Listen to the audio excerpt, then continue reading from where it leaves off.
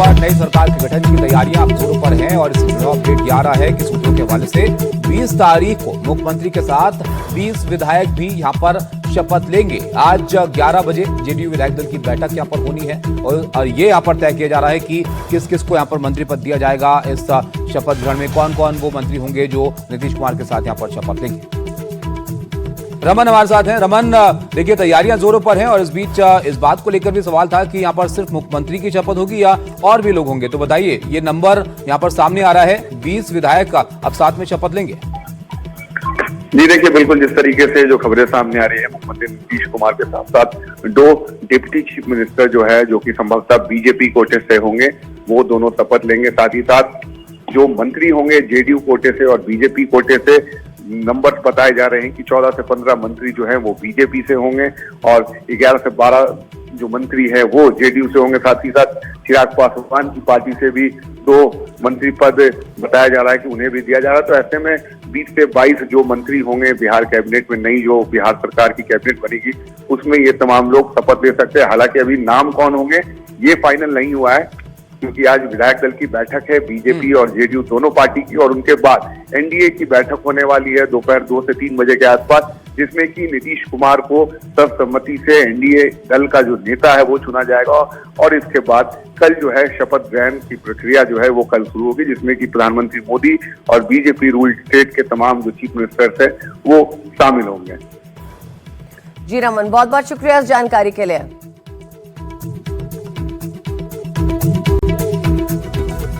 और बड़ी खबर फरीदाबाद टेरर मॉड्यूल से जुड़ी हुई आ रही है। अल-फलाह यूनिवर्सिटी पे चल सकता है बुलडोजर।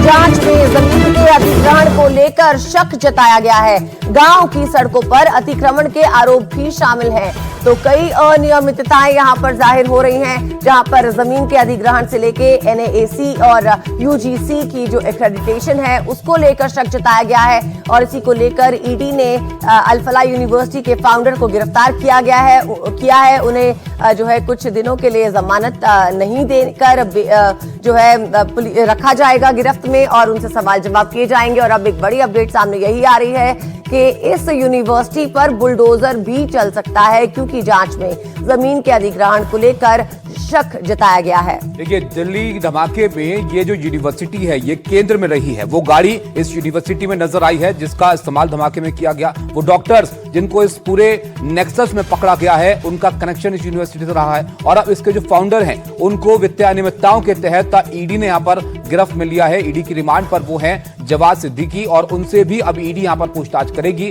ऐसे में कई सारी ऐसी चीजें हैं जो यूनिवर्सिटी के बारे में सामने आ रही हैं जांच में और ऐसे में अब इस बात की आशंका है कि इस पर और सख्त कार्रवाई हो सकती है। यूनिवर्सिटी पर अब बुलडोजर एक्शन भी देखने को मिल सकता है। आपको बताएं कि जो अब तक जांच हुई है उसमें यह बात सामने आई है कि जमीन के अधिग्रहण को लेकर भी यहां पर गड़बड़ी हो सकती है, जिस पर शक यहां पर जताया गया है। गांव की सड़कों पर अतिक्रमण के आरोप यहां पर लग रहे हैं, क्योंकि जहां पर ये यूनिवर्सिटी स्थित है वो एक ग्रामीण इलाका सा है, आसपास नजदीक खेत हैं इस यूनिवर्सिटी के और ऐसे में जमीन के अधिग्रहण को लेकर अब सवाल यहां पर खड़े हो रहे हैं।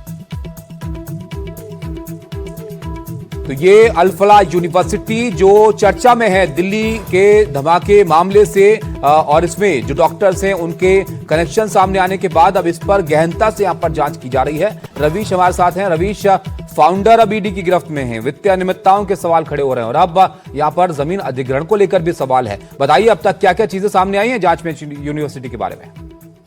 जी बिल्कुल ताबिश, क्योंकि 5 दिन पहले जो फरीदाबाद का जिला प्रशासन है उसने एक जांच के आदेश दिए थे कि आखिर अल-फलाह जो यूनिवर्सिटी है वो 20 एकड़ के करीब में जमीन से शुरू हुई थी और आखिर 80 एकड़ तक कैसे पहुंच गई, किन किन लोगों से जमीन खरीदा गया, क्या इस जमीन के खरीद फरोख्त में नियमों कानूनों का उल्लंघन हुआ है, इन सब बातों पर एक बृहद जांच के आदेश दिए गए थे। और उसके बाद में हमने देखा कि 2 दिन तक पैमाइश चलती रही।